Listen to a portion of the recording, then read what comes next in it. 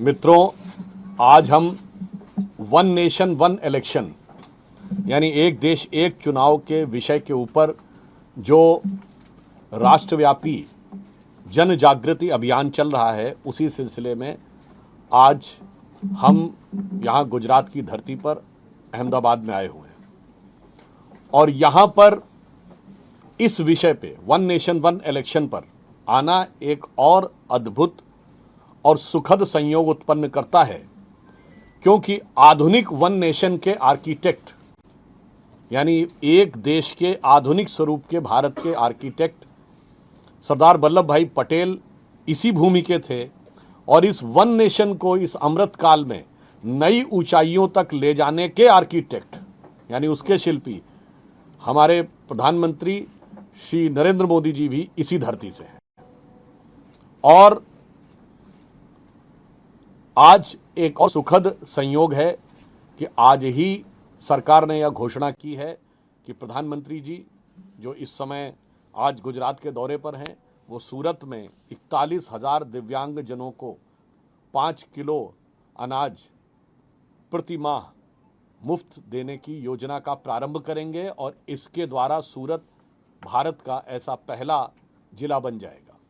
अर्थात एक तरफ प्रधानमंत्री श्री नरेंद्र मोदी जी के नेतृत्व में भाजपा और एनडीए की सरकार देश के हर वर्ग को सशक्त करने में, मजबूत करने में और राष्ट्र की मुख्य धारा में सम्मिलित करने के लिए कृत संकल्पित भी है और प्रयत्नशील भी है।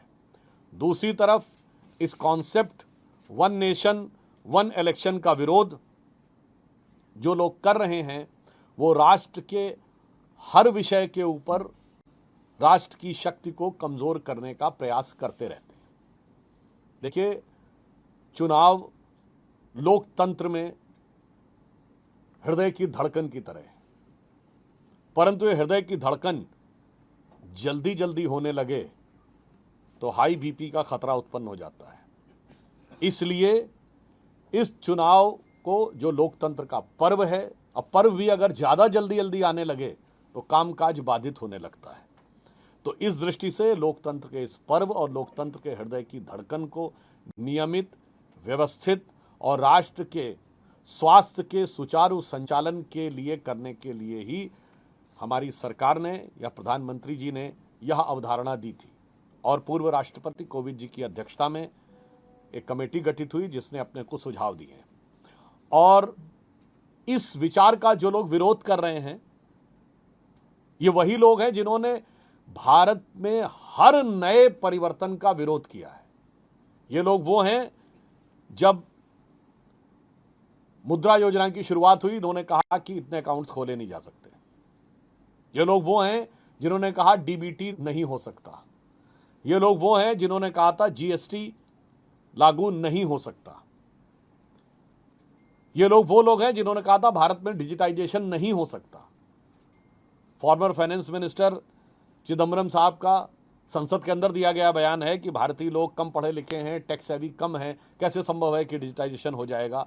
परंतु प्रधानमंत्री श्री नरेंद्र मोदी जी को भारत के जन जन की सामर्थ्य और सूझबूझ पर पूरा भरोसा था और आज जीएसटी सुचारू रूप से चल रहा है और डिजिटाइजेशन में भारत दुनिया का नंबर 1 देश बन के आया है और दुनिया में 48% डिजिटल ट्रांजैक्शन भारत में होते हैं, जो अमेरिका और चीन दोनों को मिलाने के बाद भी हम उनसे ज़्यादा ट्रांजैक्शन कर रहे हैं। अब इस विषय के ऊपर मैं बताना चाहूँगा कि वन नेशन वन इलेक्शन 4 कारणों से ज़रूरी है। नंबर 1 फंक्शनल, व्यवहारिक reason, number 2 political, number 3 constitutional और नंबर 4 सोशल। तो फंक्शनल रीजन से इसलिए जरूरी है कि व्यवहारिक दृष्टि से जो देश का सिस्टम काम करता है, यदि वन नेशन वन इलेक्शन होगा तो काम बहुत आसान हो जाएगी। जैसे पिछला चुनाव हुआ, 1,35,000 करोड़ रुपए इसमें खर्च हुए, सरकार के खर्चे में कमी आएगी। एक स्टडी के अनुसार जीडीपी में 1% तक का ग्रोथ हो सकता है यदि चुनाव साइमल्टेनियस होना शुरू हो, यानी साथ साथ होना शुरू हो। जो हमारे सुरक्षा बल लगते हैं चुनाव के समय, मुख्य रूप से उनका दायित्व लॉ एंड ऑर्डर संभालना है, ना कि चुनाव करवाना। तो बार बार जो उनको इस कार्य में लगाना पड़ता है, उससे हटकर एक बार वो इस कार्य को संपन्न कराने के बाद अपने दूसरे कार्यों की तरफ ज्यादा प्रोडक्टिव होकर देश के लिए काम कर सकेंगे। तीसरा कि उसमें जो सरकारी कर्मचारी काम करते हैं, जिसमें प्राइमरी स्कूल के शिक्षकों से लेके भिन्न भिन्न विभागों के सरकारी कर्मचारी, उनको भी एक बार काम करना पड़ेगा। इसके बाद वो मूल रूप से जो उनका काम है उस पर वो ज़्यादा फोकस कर सकते हैं। अर्थात फंक्शनल दृष्टि से भारत की एक पूरे सिस्टम को बहुत बेहतर और सुचारू रूप से चलाने में यह one nation one election role play कर सकता है। दूसरा है पॉलिटिकल। देखिए, प्रधानमंत्री जी ने भी ये बात कहा कि यदि एक बार सारे चुनाव हो जाएं तो हमारे यहाँ जो कॉन्स्टिट्यूशनल परिभाषा है वो क्या है, गवर्नमेंट का मतलब सेंटर और स्टेट दोनों है।